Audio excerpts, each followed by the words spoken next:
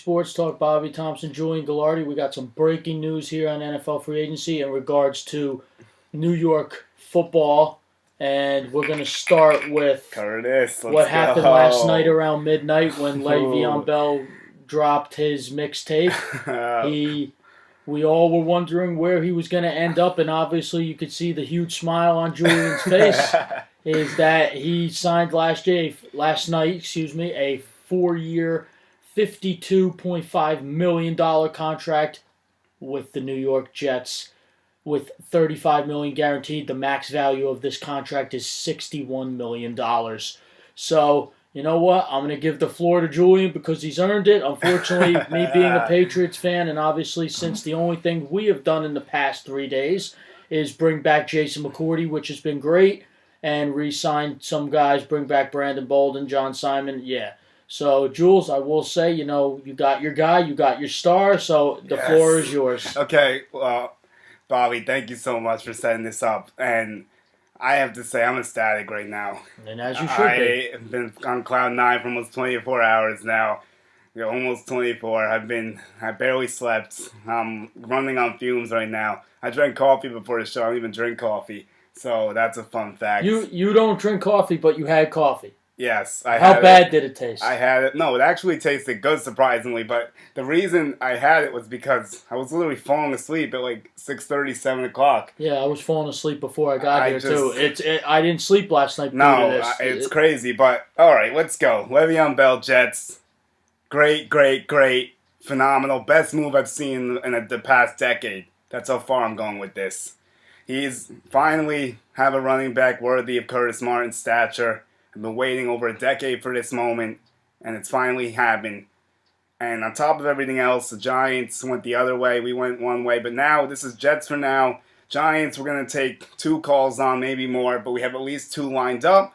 But this is huge. Like, let me tell you guys something. The Jets did exactly what they had to. McCagnon, I've been critical of you, but you know what? Great job, dude. You're earning my respect as this offseason progresses, and I can't wait to see what else we do. Le'Veon Bell, okay. The last time he played in a game, let's go over what he did. Jacksonville Jaguars playoffs. Remember that shootout that the Jaguars went to Heinz Field, and the Steelers lost, but had nothing to do with Le'Veon Bell. Literally, he's not responsible anyway. In fact, they should have won it. The offense did great. Their defense was Swiss cheese. They gave up like 45 points, I want to say. Mm-hmm. The final was what, 45-42 or 48-42, something crazy. But Bell ran for 67 yards. He had 9 catches, 88 yards. So 155 all-purpose yards and 2 touchdowns. He came through. Also in the playoffs, while we're talking about his playoff run, in 2016, he ran for 167 yards and 170 yards with 2 touchdowns that postseason.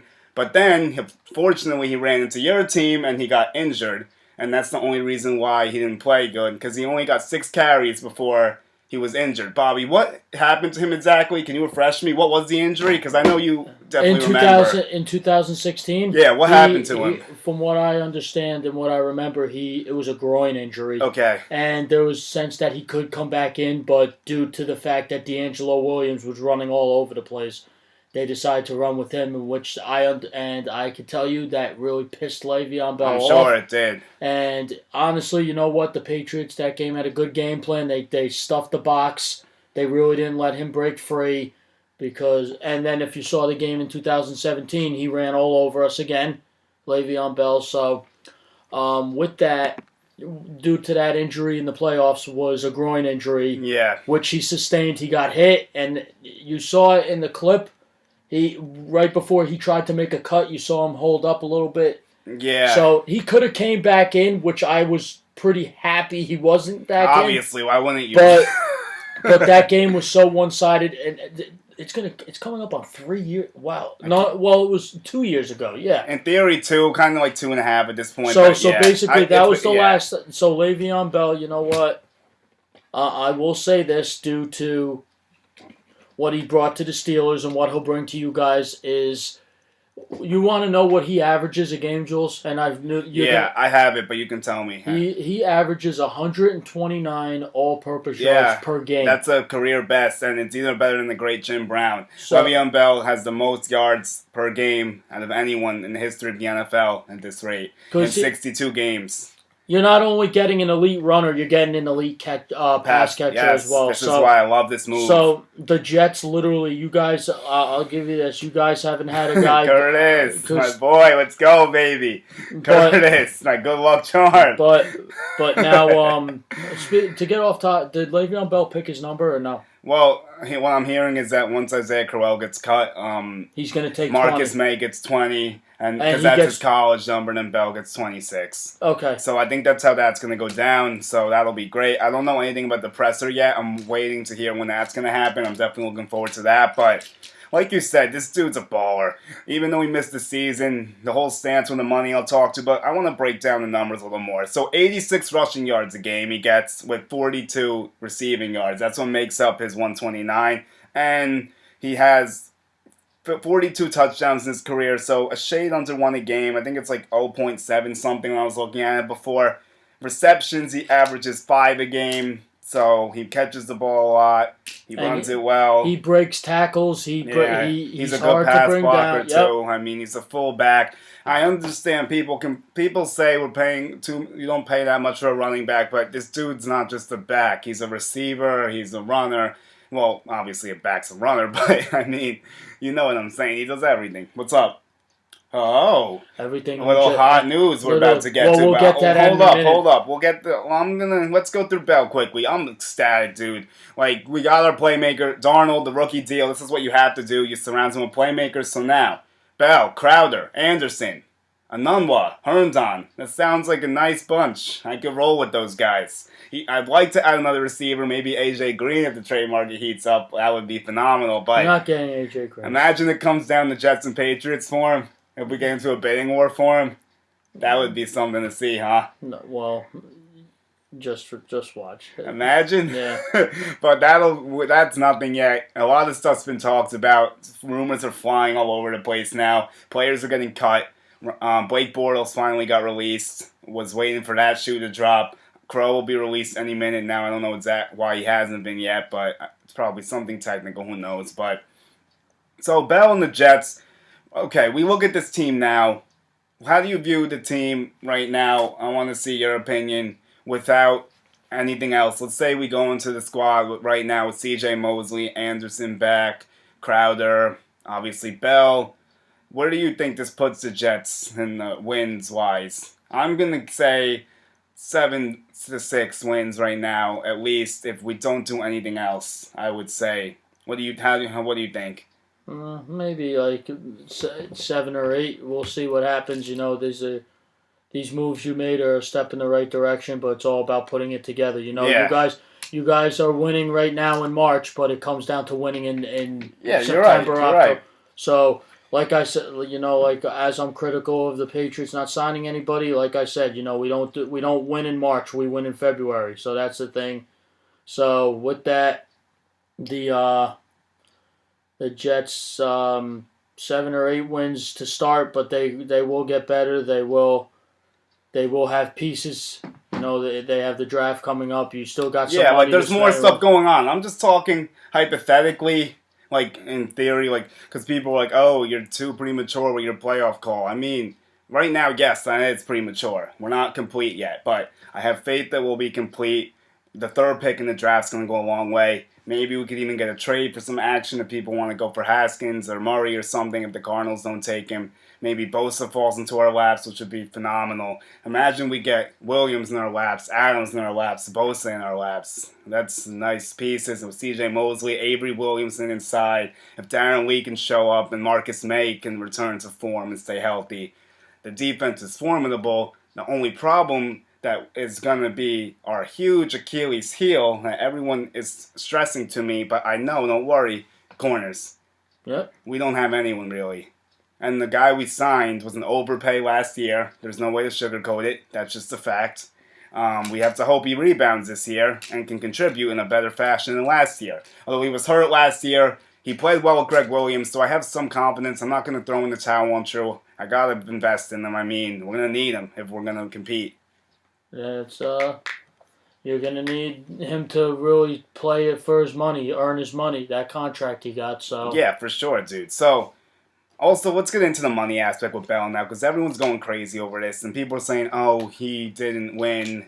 The Jets got the benefit of the doubt. And, all right, if you want to say that, fine, I'll take it. I mean, it's cool. We benefit for once. That normally doesn't happen. But, in my opinion, that's not the case, because the Steelers offer 5 for 70, but it was only 10 guaranteed. That's a slap in the face. They could rip that up whenever they want. NFL contracts are so fragile. If there's no guarantee money in there, you rip that up and it's over. And if he gets injured or something, which is what he was complaining about, and the huge workload he got as well, he's gotten over 1,500 touches, I believe, in his career. Somewhere around there, 1,200. But it's a lot of touches, and he was concerned they weren't treating him fairly.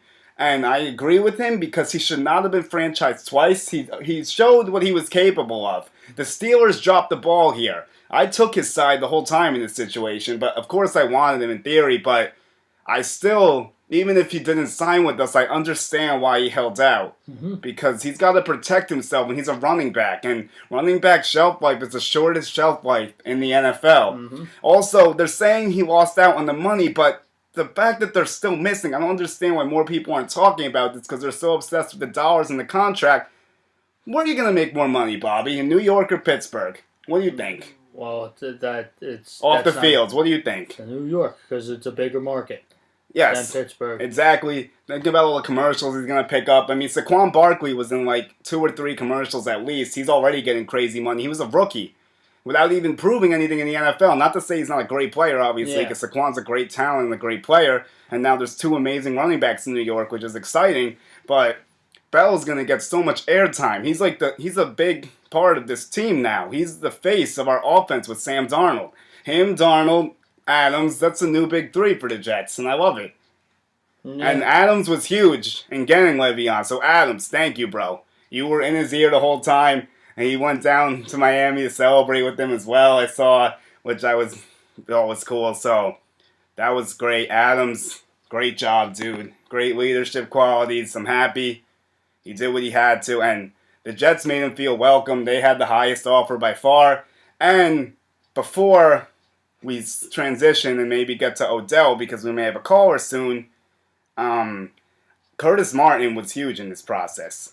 Le'Veon Bell is my age, which is weird to say, a year older actually, but so he grew up just like I did. And just like me, his favorite player is Curtis Martin.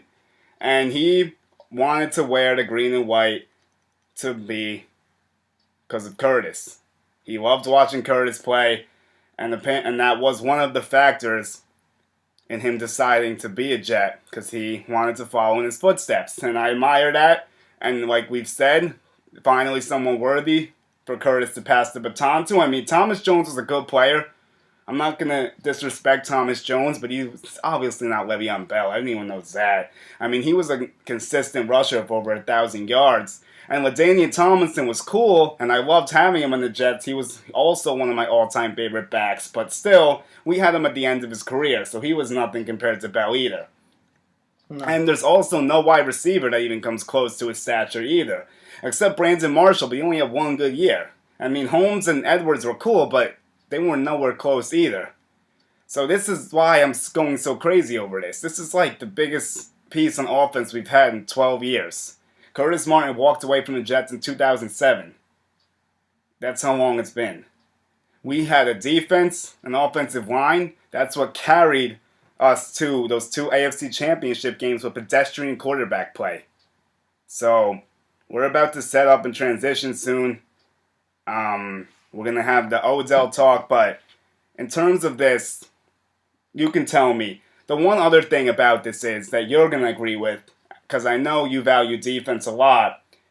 Le'Veon Bell keeps defenses up at night. We finally have someone that scares people, that you have to game plan for. Because who did we have before that? Robbie's a nice player, but he's a 2 at best. And I like him, but I'm just being realistic with the situation. Isaiah Crowell, please. Come on. It was a joke before this. And now we finally have a threat. This could open up the offense, and not to mention the checkdowns for Sam Darnold when he's getting pressured, and the blocking to buy him more time on third downs when he needs to make those deep throws. He's going to be the safety valve, and Gase loves his screens, as VJ told me. So I can't wait to see all the stuff we designed for Bell. It's going to be fun. It's going to be a great time, and Jets fans, we're back, baby. Let's go. I can't wait to storm MetLife next year and watch this dude play. I am so excited, man. I am ecstatic, but we have a caller now. Bell talk great. We're going to switch up to Odell. We got Ryan Kennelly calling, and he is the first person I wanted to talk to about this when this news happened. Ryan, what's up, brother? What's going on, Julian? Nice to have you, and I was just talking about Bell, but now we're going to switch over to you guys with Odell. I was saying how I wanted you to be the first person I talked to about this because I really value your opinion. I just want to know like what you're thinking and like what you think the next step is with all this. I appreciate that. I mean, obviously Odell's a great player. I think whenever you're gonna have I think he's probably top 3 in the league, right? At wide receiver, I would probably agree with you. I would say Julio, yeah. Michael Thomas, Hopkins, like all those dudes. He's up there. Obviously having a playmaker like that, obviously I wish Odell would still be on the Giants, but at the same time I do understand the move. I'm glad they were able to get a first-round pick for him. I think that kind of eases it a lot better. And I think also still having a guy like Saquon on the offense is really helpful. I think it kind of eases it a little bit. That should ease the tension of a lot of fans, I think, is knowing that you still, in my opinion, have the best running back in the league on your roster. I don't know if you want to say too much, but what were the dynamics of his relationship with Eli Manning? I think that's what a lot of people are thinking about right now. As far as I know, I think it was fine. I don't think there was anything, crazy outlandish. I think everything seemed to be kept in-house if there were any issues, but nothing, not to my knowledge. Okay, well, I'll trust you then, obviously, because you're basically inside the organization, so I'll take your word for that. So, I guess my next question would be what do you think's the next move here? What are you guys going to do? What's the story with Eli, you think? I mean, it's really, you guys are in flux. I'm just trying to see, what the next thing is. Yeah, I think, it does seem a little bit confusing right now where they want to go. Oh, yeah. I think at this point it seems like Eli's going to be the guy for one more year, whether they decide to draft a quarterback or not. I think we have 12 draft picks this year. Yeah. So I think that's what the count is up to now. So there's plenty of draft capital to move around if that's what they decide to do. But I'm not really sure. I think obviously wide receiver is definitely a need right now. Mm-hmm. Not a whole lot of experience behind Odell. But I think it'll be interesting to see what direction they want to go in and what what kind of year it's going to be. Yeah, it's really up in the air, like you said. I don't know. We talked a little bit before. I think maybe in the Super Bowl even for a second we were doing the show. So I'm not sure how much you've checked out Kyler, Dwayne Haskins. Who's your favorite guy in this class? Do you have anyone? I really haven't watched a whole lot of the quarterbacks, if that's what you're getting at. Really too much of the prospects in general. I think Kyler Murray's definitely an intriguing prospect. I think he's someone that could fit a Pat Shurmur offense well. A little bit more of a mobile quarterback. Yeah. Whereas Haskins seems to be definitely more a prototypical pocket passer, kind of similar to Eli. So I think it kind of all depends what they want. If they do decide to draft a quarterback, what kind of skill set? Do they want to go with a guy who's, pocket passes? Because I think that's what's intriguing about those two guys, that they're two different types of quarterbacks. So you can kind of, if you like a style a certain way, then that might be a better option than the other ones. I think it's good that they have options in terms of dynamics of quarterbacks and not just a bunch of guys who are either pocket passers or running. You got two different guys that you can kind of choose. Yeah, I definitely agree, and I think that Kyler makes some sense for you guys because I want you guys to break away from the statue quarterback because I feel like that's been hurting you guys. I think you guys need someone to move around, maybe spice it up a little bit, maybe get some options with Saquon going, You don't think Eli's too mobile? Yeah, he's really blazing. No, I definitely, having a quarterback that can move definitely adds a whole nother dynamic to your offense. But I mean, you really can't discredit what Eli's done for the organization. I know there are plenty of people who want to run him out of town at this point, but I'm sure that, plenty of other fan bases would take, if you told Giants fans back in 2004 that Eli was going to bring them 2 Super Bowls, then I'm sure all of them would have accepted that. Yeah, So, I agree. It is, you can't really discredit what Eli's done for the organization, but obviously at times you're like, having a quarterback that can move around definitely just brings a whole other layer to your offense. I also think it's the way the NFL's going today. Like, you look around at most of the teams, like, there's not many statue quarterbacks left. I mean, Tom Brady comes to mind. Obviously, Eli right now. Who else do you think? There's a couple other people, but it's not too many. I guess Drew Brees, kind of, in a way. I mean... It's all guys that have been in the league for a while. Like you said, Brady, Eli, Rivers. Yeah, Rivers, right. Rivers, yeah. Matt Ryan. Yeah, Ryan a little bit, too, yeah. Yeah, I mean, but, like, all these younger quarterbacks coming up now all seem to have some form of... can move a little bit. Yeah. Like, you wouldn't consider them a running quarterbacks, but they can do some things. Yeah. More than some of these older guys can do. Yeah, like Sam Darnold's a good example of that. Like, he's not going to really take off and run for a lot of yards, but he does his rollouts, he buys time, and I like that aspect, too. Oh, yeah. Because... I think Darnold's going to have a good year.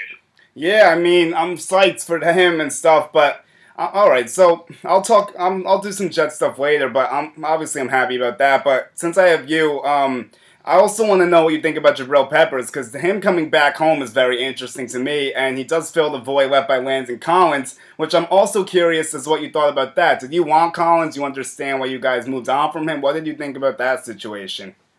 Yeah, I mean, I think that's another situation that's pretty similar to Odell, that you'd love to have a guy like that at the same time, but at the same time, I don't think they were willing to pay him, like, what was it, $85 million? I think he got.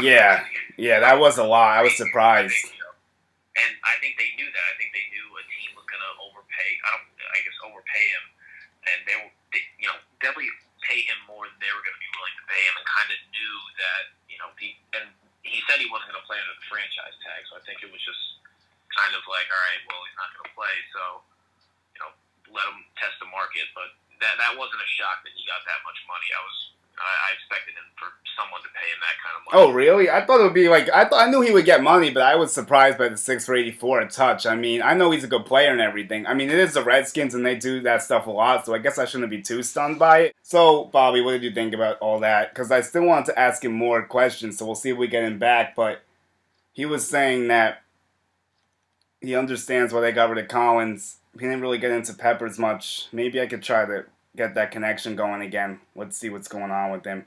But in the meantime, it's just a crazy pivot that... Oh, shit. He messaged me. Let's see. Yeah. Okay, he's going to get me back. So, what do you think about all this, brother? You still haven't really given your take on the Odell deal. What are your thoughts on it? I was... Before he's calling. But you could... say it quickly, I guess, before I pick it up. No, it's okay. Are you sure? Yep. All right, we'll do it later, I guess. Rye, you good now? You there? Yeah, Rye. So, I was talking about Collins and stuff, and my only question to you is, I'm sure you're upset with this too. Why wouldn't you just trade him if you weren't going to bring him back, you know? That's a good question. I guess they didn't feel like they found, a trade partner that I guess they thought they could get for him. Right. I'm sure maybe they expected it. Like, I'm not a genius on how compensatory picks in the draft work, but I know that, if they let him walk at this end of the season and some team pays him a boatload of money, they would get a pretty high compensatory pick for him. I think, because I believe 3rd round is the highest pick you can get. So I think that was kind of their thinking, because I'm sure if a team offered them like a 4th or a 5th round pick, they figured they could just get that if they let him walk anyway. So I really don't know. So do you guys get a compensatory 3rd with this? That's what's going to happen? It would be for next year's draft, and I don't know. I think they decided next off season. I think it's based off of like where they sign and like how much they get paid, basically. Okay. And then they also factor in your free agents. Like I think I heard that the Patriots this year got a 3rd round pick for Nate Solder. Brother, is that true? Yeah. You can confirm that? Yeah, we did. Okay, yeah. So the other thing I'll ask is, so what do you think Peppers brings? I think he's definitely an interesting prospect. I think I would say overall, Landon's probably a better overall safety, but I think Peppers definitely does some things better than Landon did. Like I think he's probably a little bit better at coverage, whereas Yeah. Landon is definitely more of a better run stopper. But I think he'll fit in well to the defense. I think he's got big playability. A guy from the area. It's going to be pretty exciting for him coming back, but we'll see. Yeah, because he does a little bit of everything. He'll also give you some life in the return game. He has an interception, a sack, had like 79 tackles. And also, which I think is good for you guys, once they switched him off of free safety, he looked a lot better as a strong safety. Like, there was a nice growth with him in year 2. So there's definitely potential. I would agree with that. Yeah, I think it's tough to lose a guy like Landon Collins like that, but when you can get a guy like Jabril in a trade, obviously you give up a good wide receiver, but at the same time, I think we got a good player in return, and like I said, I was glad we were able to get a first round pick in that deal as well.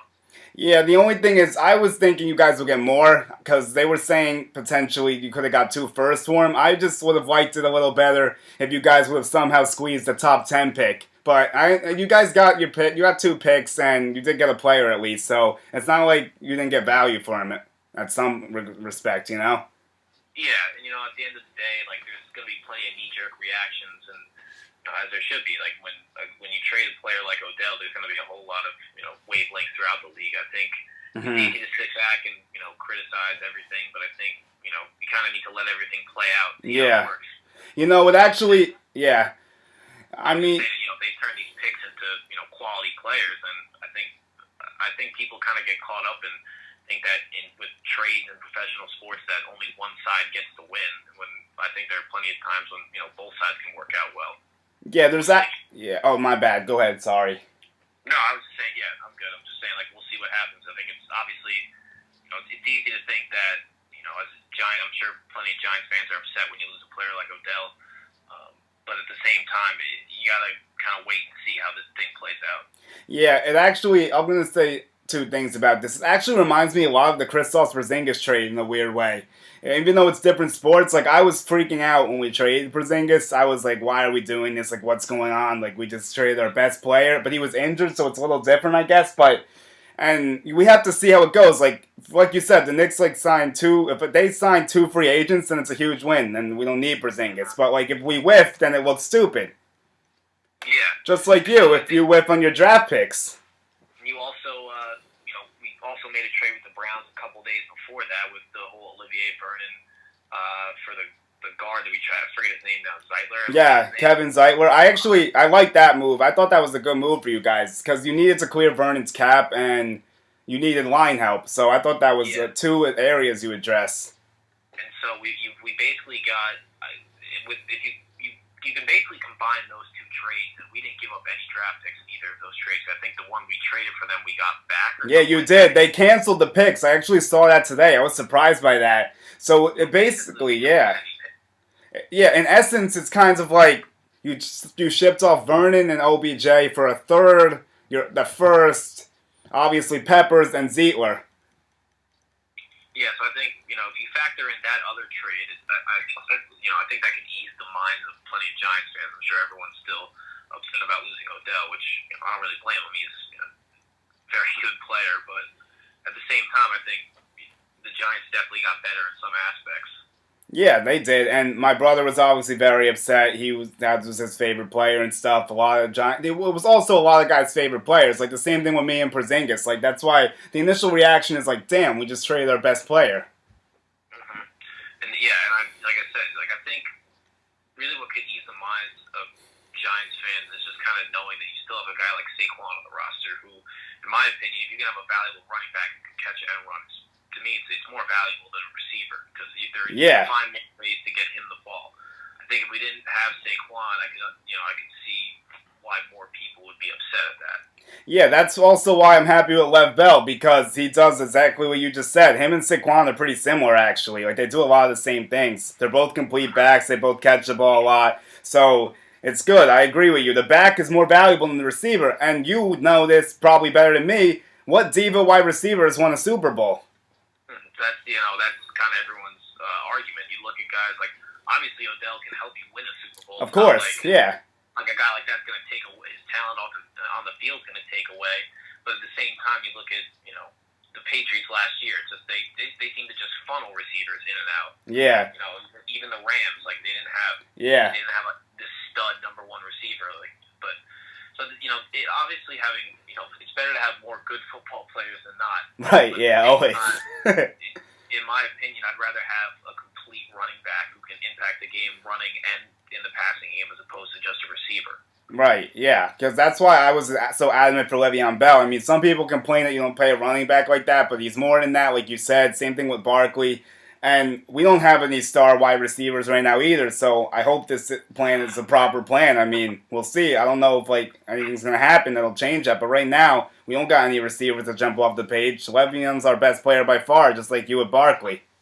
And I think people, there's definitely an argument to be made that, people overpay running backs, so you need better have a running back by committee, but I think there are, just only a handful of guys who you can be a feature back in this league. I think, obviously, Saquon, Le'Veon Bell, and then would be Ezekiel Elliott and Todd Gurley. Those seem to be the four guys that seem to be an exception to that rule, just based on their skill set and what they can bring to a game.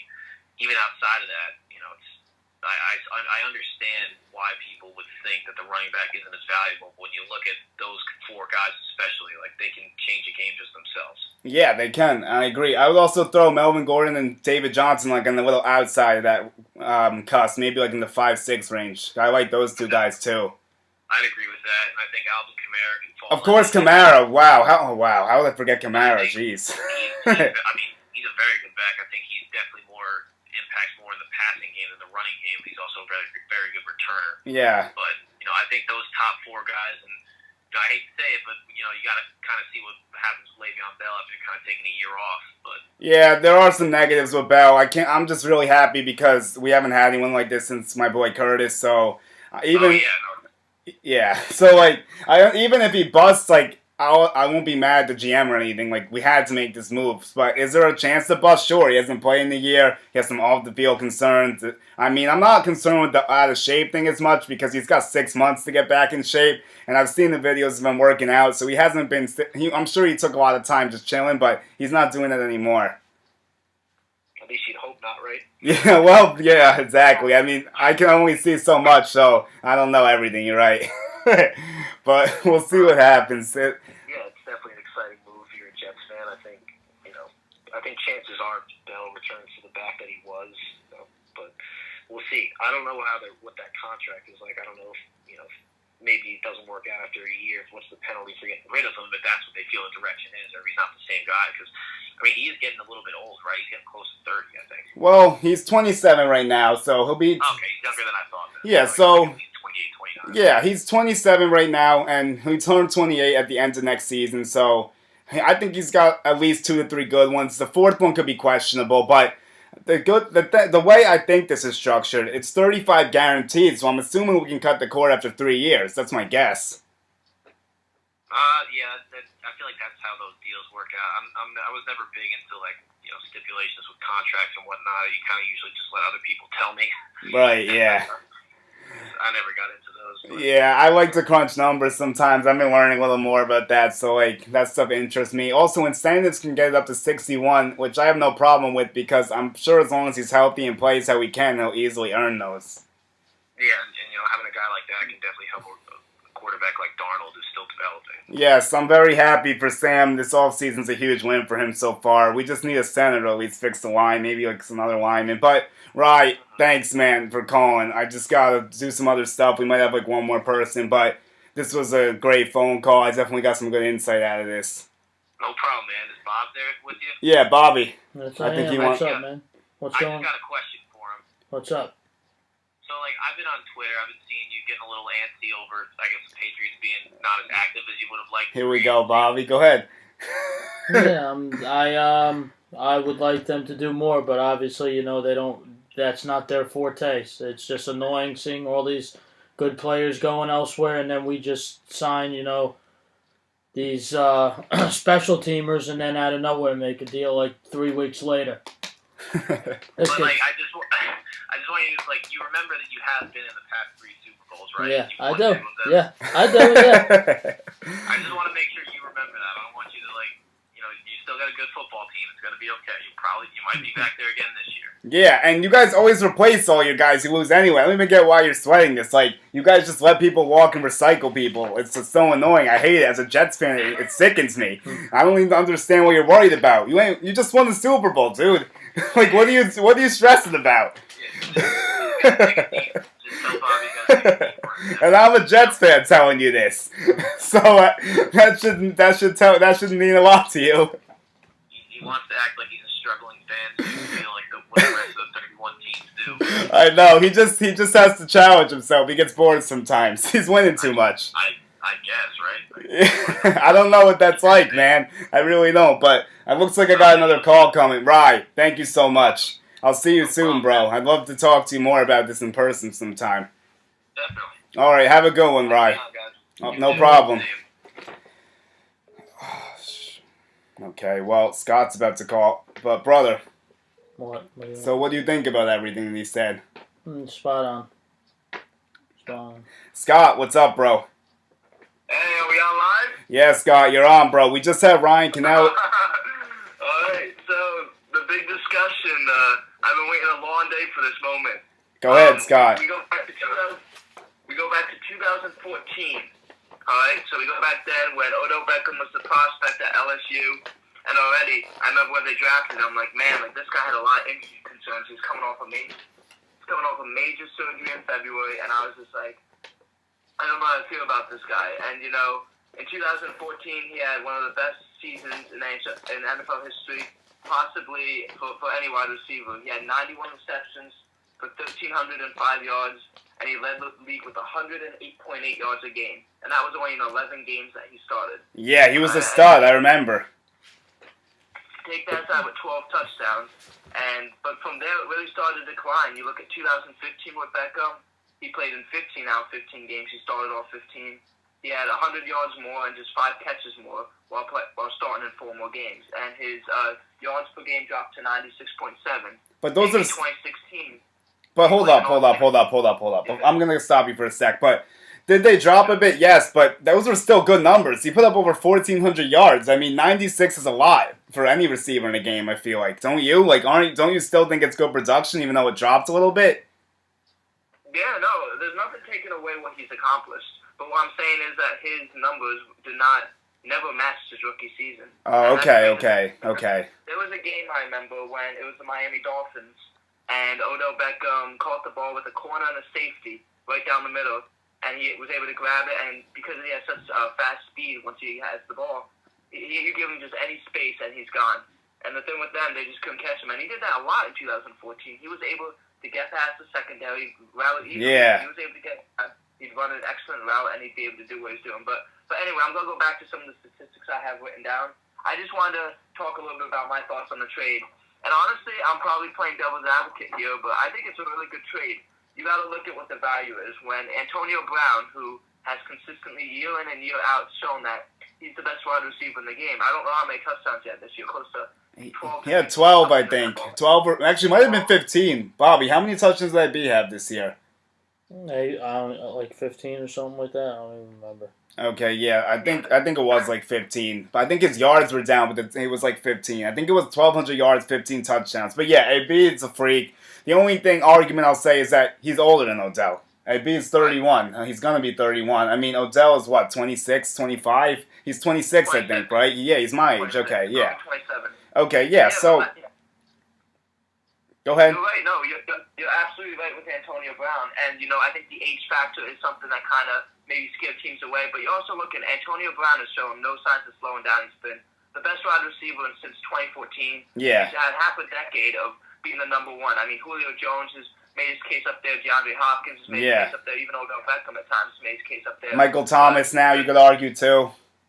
Tyreek, a lot of different guys you can plug into that, but yeah, the cream of the crop is Antonio Brown. It's kind of like when you have all these good quarterbacks, and I hate to say it, but Tom Brady you can't argue with. Yeah, you got guys like Drew Brees and Aaron Rodgers, and guys that are competing in and season out, but at the end of the day, Brady's the guy you try to catch up with, and Antonio Brown is the case with that. And what they only get, like a 3rd-round pick and a 6th-round pick from the Raiders? I think it's a steal for Oakland. Yeah, Oakland stole him.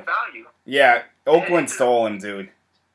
It's an absolute joke. I mean, a 3rd-round pick is your highest value, and some of those guys are out in 2 to 3 seasons. There's no, I mean, how many third-round picks do you know that they're the ones that break through and become? I just don't see a third-round pick or even another 6th-round pick, which is what Antonio Brown was. Yeah. Someone that's going to break through and be like a superstar. The only thing I'll say about that is the Steelers have a great track record with that. I mean, like you said, AB, Juju was a second-rounder, and it was a 3rd and a 5. Not that it makes it too much better, but, I mean, it's like the other issue was that Brown wanted to also redo his deal, which hurts them. I know Odell also wants to redo his deal also. I don't know what that's going to look like, but I'm telling you, for the Cleveland Browns, though, that team's going to be rocking. I mean, that team is scary. You got Odell, you got Baker, you got Juice, you got Njoku, now you got Callaway, Higgins, Hunt, Chubb. Like, where do you go in that? Who do you look for in that offense, man? They can kill you in so many ways. You're 100% right. The Bengals are not a threat in the no. Everyone knows that. Have completely shopped at the D. The Steelers have lost the top running back and the top wide receiver. Yep. The Browns at the very least, and you can't just put a bunch of superstars on a team and expect them to win a Super Bowl. But the Browns at the very least should make the wild card. I don't think that's asking too much. I think their division, dude. We still got, I don't know, but we still got to remember it's the Browns. The Browns have ways of fucking things up, and if a guy like Thomas Landry or Odell Beckham gets injured, which happens, That's true, yeah. I forgot to watch TV. No, it's okay. The other day we were going crazy with curses. I mean, this one I'm not going as wild because what happened was last time I was going crazy over Anthony Barr, so that's a whole difference. Before we signed Le'Veon Bell, I was about to blow a gasket on Anthony Barr. But now, since we signed Bell, I don't give a shit about Anthony Barr. He can take a hike and enjoy losing big games with Kirk Cousins. So have fun with that, Barr. You're going nowhere fast, dude. Exactly. The Jets had some good moves. But anyway, so the Giants got a first-round pick, and it's a middle-round pick, and Beckham was a middle-round pick. He was 12th. 11th. Yes, the only thing I'll say about that is I was hoping you guys would get a top 10 for him. I felt like you could have got a top 10 for him at least. There were times that people were saying that you guys should have got 2 firsts for him, but the thing is that a first and a third, and Peppers is a second rounder, so that's close to 2 firsts. Peppers was a first, I'm pretty sure. No, I know, but I grade him as a second currently based on what he's done. You know what I mean? Like, just based on what he's accomplished. But yeah, he was a first-round pick, 25th overall. And I think he could be decent for you guys. He's coming back home, so it'll be interesting to see. Bobby, what's going on? What do you got? I see some news brewing. There's just Folk Dorsett going back to the Patriots. Are you happy about that? It's okay. It's okay. It's nothing really special to bring up. Well, actually, there is something before that pushes a back burner. You want to tell us the news with the Giants and their quarterback search? Oh, that they're interested in Josh Rosen? Yeah. So what can you tell us about that? Yep, I heard it. Is that they're extremely interested in Josh Rosen, and that don't be surprised if they work out a trade within the next few weeks for him. Okay. I totally agree. Yeah. You want Rosen? I heard that. They're looking for a trade with Rosen. We'll see how that goes. But anyway, so you get your first-round pick right there. And, yeah, you're right. You could say, maybe the Giants would kind of went for a top 10 pick. And that was the asking price originally. Yes, exactly. When the Giants stopped Odell Beckham last year, they wanted 2 first-round picks in the deal, and teams were very gun-shy about that. 1 first-round pick is a lot because there could be a lot of value in. But to get 2 first-round picks for a guy that I guess is on the borderline of a top 5 wide receiver, that's a lot to ask. Yeah. So now they got a first-round pick. They got third, and what I like about Jabril Peppers, I actually have a friend who played football with him at Plymouth Catholic. Okay. And he just was saying he was a freak, like he was just so good and stuff like that. Well, the thing about Peppers is he's very versatile, Yeah. The Giants need help with linebackers. They need help just with defensive players, positional players in general. Right. Collins, Olivier Vernon.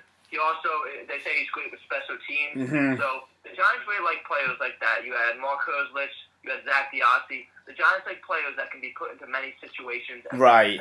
What was his name? Dwayne Harris a few years ago. Yes. You have players like that are versatile. But going back to the trade itself, you got to realize why it's a good trade. The Giants, with or without Odell Beckham, are likely not making the playoffs. I'll agree with that. Odell Beckham are still going to be in a rebuilding mode. Mm-hmm. The only difference is you're going to have a guy that is very marketable. He's a guy that in New York he sells tickets. Right. The fans at the edge of the seat. He makes spectacular catches.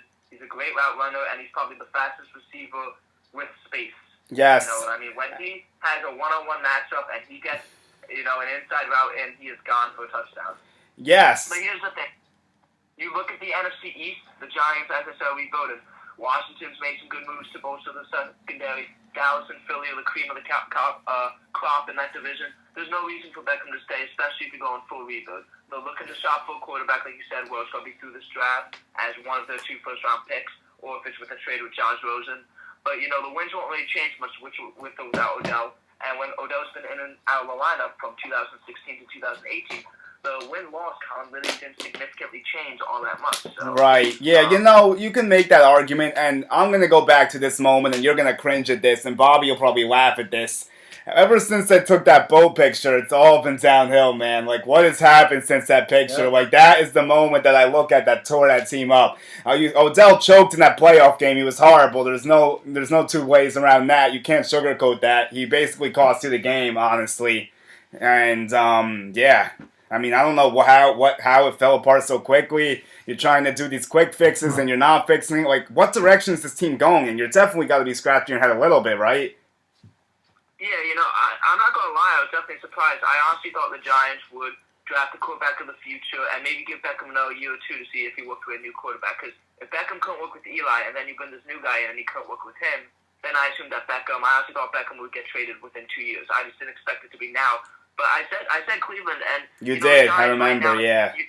You actually told me about the cap hit. That really won't affect them for this season, but for the next couple of years, because the Giants would be paying Beckham for 3 more years. They save a ton of money. Yes. And Landon Collins go to Washington, and Olivier Vernon go also to Cleveland. Mm-hmm. So if you're trying to rebuild the offense around Saquon Barkley, it's his team, obviously. I think that's a great fit. And then the other problem with Beckham is what you've mentioned, those off-the-field distractions. Yeah, right, yeah. Everyone, all the wide receivers, they sucked in that playoff game against Green Bay. Yeah. Shepard was dropping some. Even Quick the Cruz dropped a couple. I call him. What was the other guy? Tavares King or something like that? I don't even remember. Yeah, it was Tavares King. Yeah, you're right. It was. And you guys really should have won that game, but that's in the past now. And the only thing I'm saying... So, here's my last question, and I'll probably get it moving because we might have to wrap up soon. But what do you think is fair compensation for Josh Rosen? And Bobby, I'll ask you too. What do you think a Giants-Josh Rosen trade looks like? What do you guys see happening if they were to go down that route? I want to talk about that just in another second, and then I'll go to that. I just have one more thing to say. The other thing with Beckham, and even to extent Landon Collins, was off-field distractions. Collins and Beckham, they really like to get a lot of playing time. They were very vocal about if a player wasn't doing something right. Look at Odell Beckham with the Eli Manning scenario. Look at Landon Collins with the Eli Apple scenario. Oh, yeah, that was a thing. I forgot about that Eli Apple thing. That was definitely a problem. And then you're speaking about Landon Collins. I'm just confused. I asked Ryan this, too, because we had Kennelly on before you. Why do you guys not trade Collins if you're going to just let him walk? I just don't understand letting him go for nothing. That's a very good point. And I don't really know that one. The only reason I could think of is maybe they just try to save money just in general for the draft or to give Saquon an extension or something. But I really don't know because obviously Collins' new contract's a lot of money. But anyway, they made a good point. I forget what article I was reading, but they were saying that, if the Giants are in this rebuild mode, guys like Landon Collins and Odell Beckham would be considered poor leaders for a team that's trying to build youth. Right. They want players that would not be a distraction for the rebuild. Those guys are built for the playoffs. They want to win now. Right. So just addressing that thing with the Giants draft needs, which I'm also against Josh Rosen, I think we can agree the only positions the Giants are really set at are running back and kicker. So with that being said, they have holes everywhere. They got holes now in the secondary with the loss of Collins. They got holes at wide receiver. The O-line could still be short up a little bit. Quarterbacks, linebackers, defensive ends. It's an absolute mess. So I think with Rosen, he's a first-round pick. I don't know if Arizona's really going to part with him that quickly. It's been a year, but he's probably going to be worth at the lowest a second-round pick. He's still only 1 year in the league. He's with Arizona, so I agree. Look at Jared Goff. He went 0-6 or 0-7 his first year. And I'm like, you just got to give that guy time. I don't think he's getting traded to New York, I'll be honest. It's wishful thinking because I think he does have some potential. I don't know how much, but definitely some. But we'll have to see. But just one last thing before I go, because I know you guys got other callers. One of the most intriguing stat lines for Beckham, and I don't know if it has to do directly with Eli because I have his stats for the last 5 years. Beckham's touchdowns in the last 5 years in this order: 12, 13, 10, 3, and 6. His yards per game, so it doesn't matter how many games he played, just his average. Okay. Went from 109, I'll round up, 109, 97, 85, 76, and 88. Okay. So the first 2 years, 2014, 2015, you're looking at a top 3 receiver with AB, Julio, and maybe DeAndre Hopkins. Yeah. With 85, 75, and 87, that's, 88, 76, whatever, that's not really too impressive. And even the touchdowns, he played 12 games in 2018 and had 6 touchdowns. He played 11 to 12 games in 2014 and had 12 touchdowns. You see, he's still an elite player. He's still the number 1 wide receiver. He's still the best they have. But where the Giants are currently in their situation, it's best to let him go, get some trade value for him, see what some of these younger guys are doing, and hope Beckham can return to that 2014 form with Baker Mayfield or something like that. So okay, yeah. I understand what you're saying, but I think actually that Baker is going to be a much better fit because I think the issue with Eli is, and I know I'm down on Eli, but my reason for being down on him is that he has okay numbers, like you said. Like, some of the stuff looks good on paper, but he doesn't push the ball down the field enough. I think that's why Beckham was frustrated with him. Like, he doesn't seem he can throw deep anymore, you know? Mm-hmm. You're right, and Eli never really had a super deep ball. Just one last thing to follow him up. Eli's, the last 5 years of his stats, he had in 2014, 2015, 2016, and 2018, only 2017 what McAdoo, he had over 4,000 yards passing, which only a select few quarterbacks can say that. And with the first years with Beckham, he had 30 and 35 touchdowns to 14 interceptions both years. He really started to decline a little bit in 2016, 2017. As numbers actually came up, his completion percentage was at career high this year, 66%, which might factor into all the Saquon Barkley dump-offs. Yeah. I guess what I'm trying to say, Eli never had a deep ball, but Eli, his strength is in a good, hard, accurate pass down the middle. Sometimes those get picked off, believe me. Those floaters, those prayers. He has a quicker release than people give him credit for. He can sling that ball, a straight, good pass, 10, 20 yards. He can hit that. Can he hit a 40, 50-yard bomb like Patrick Mahomes? Not a chance, man. I don't think I've ever seen Eli in my life hit a 40 or 50-yard pass. Maybe once or twice, like maybe 2008 or something. But, Beckham's a route runner. He's a good slant. He can, he can make good cuts. He makes good runs. Eli should have been able to hit him. But here's the last thing. Sorry about Beckham. And then before I rip on him too much, he had 8 fumbles in 5 seasons with the Giants. For a wide receiver, that seems like a lot. I don't know about you, because running backs 8 fumbles isn't bad, but a wide receiver, it's not a lot. And he lost 3 of them. Yeah, I feel you in that. Yeah, we're cutting it tight, but Scott, thanks, brother. We'll definitely see you soon. No problem. And lots of drops too. Beckham's had a lot of drops in his career, but I don't know, man. Good player, but where the Giants are right now, he's a better fit in Cleveland. Okay, well, Scott, like I said, we'll see you soon. Thanks, bro, and we'll see how this goes, man. New York football, we got 2 different ends of the spectrum, one team going up, one team going the other way. Obviously, I'm thrilled because it's been a long time for me. It's been 8 years since we made the playoffs, so I really want a wild card this year, and it sucks I have to say that because he's still in my division, so I still have to settle for wild card, sadly, but it's better than what we've been doing, so at this point, I'll take it, honestly.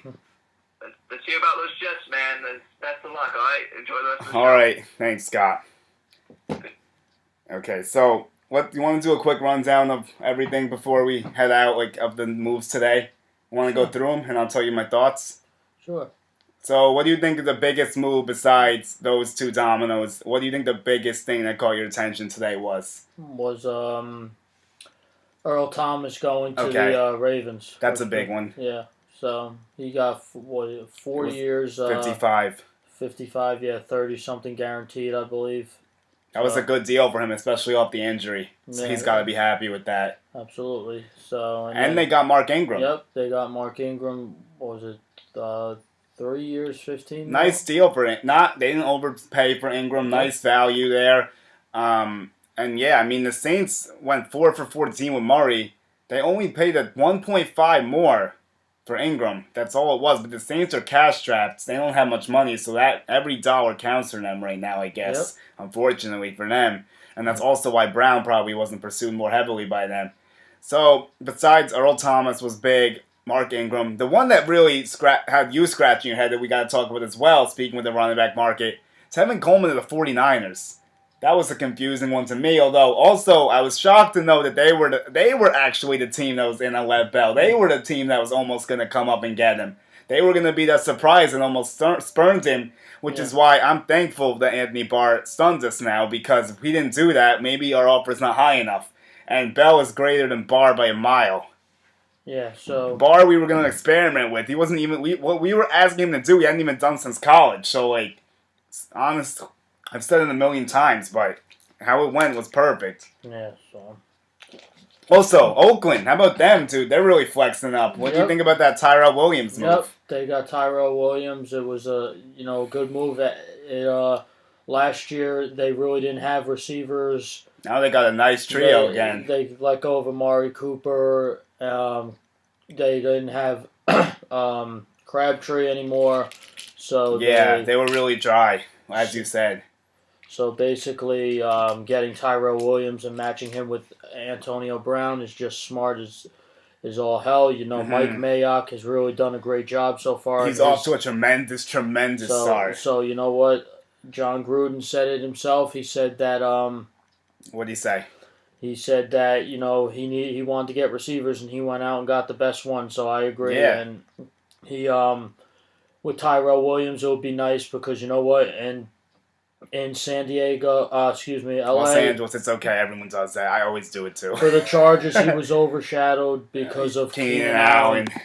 So, it's yeah, they also had Mike Will. They also had Melvin Gordon running the ball. Eckler was in the mix too. Gates and Henry before he got injured. So Tyrell was never able to match his breakout in 2016. But I think the Raiders, and being the second option opposite Antonio Brown, you saw that Juju Smith blow up.